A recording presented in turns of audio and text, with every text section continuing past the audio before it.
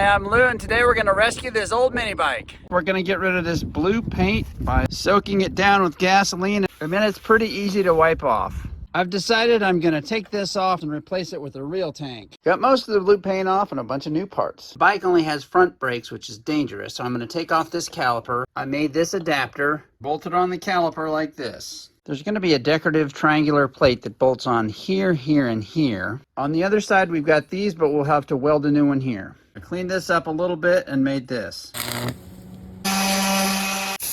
While I have the paint out, I'll do some more touch-up. I pulled these fairings off another Trailmaster and they fit perfectly. These are steel, but I'm going to make my own out of an old aluminum sign. I bent the metal to match this bend, and now I'll trace around and cut it out. And there's my replica. There it is on the bike. Here's the other side. The stock Trailmaster has a fake tank on top and a real one below. This bike didn't have a fake tank, so we're going to use a real one and eliminate the stock. Side plate painted, tank painted and installed.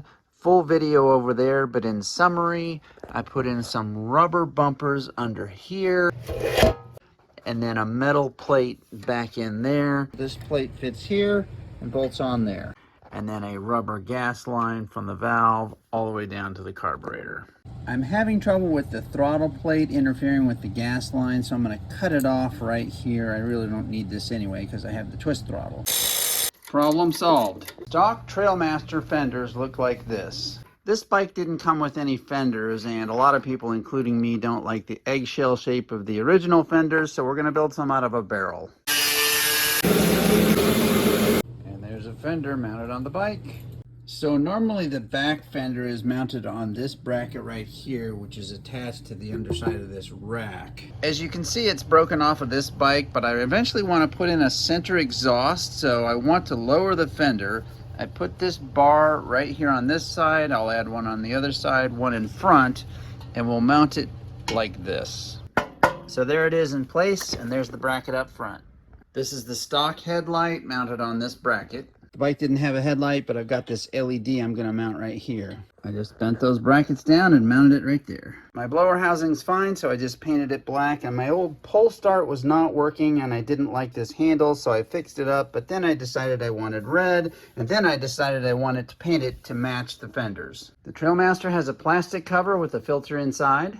This bike didn't have that plastic cover, so I took the filter and pulled off the foam, painted it black, and it looks like that. I added my Minibike Newbees group sticker, and all in all, we're starting to look pretty good. I got this 67-inch hydraulic brake line to go from there all the way down to there. Banjo bolt, 2 washers, brake line, and master cylinder.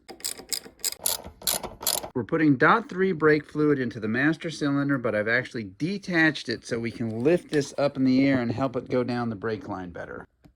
You need to open up the bleeder to get all the bubbles out, and if you happen to have a vacuum pump like this, it really helps. I'm not going to lie, bleeding brakes is a real pain. It took about 2 hours to get this done. You have to continually pump this to try to get the bubbles out. It actually helps to back this off just a little bit to let air come out of here as well. And finally, it gets done to where when you squeeze that, the brakes work. By the way, be very careful not to get brake fluid on your paint job, and if you do, wash it off really quick with soap and water. This came with the wrong belt, so we'll take off this pulley. Off with the old. New belt installed with the flat side towards the engine. The bike didn't come with a cover, so I had to buy a new one, and it goes on like this, but we're missing 2 tabs there and there, so I'll have to weld some on. New tabs and cover. I'm not doing a full port and polish because I'm eventually going to replace this motor, but I am going to take off some high spots here and here and just kind of clean up this surface. We're using this new muffler, and I'll taper this down for better flow. Now it's more of a funnel shape. And there's our new muffler. The kill wire starts there and goes up here. It's green and black and white and ends up all the way here at the kill switch. Charging wire comes out down here and goes up. It's black and red and attaches to the back of your light. I took off the stock tank when I put in the real tank, but I don't like this hole in here, so I painted it up. I'm going to put it back in just to take up space. This is either going to end up being a reserve tank, or I may split it open and put my battery in there for an electric start. Here we go.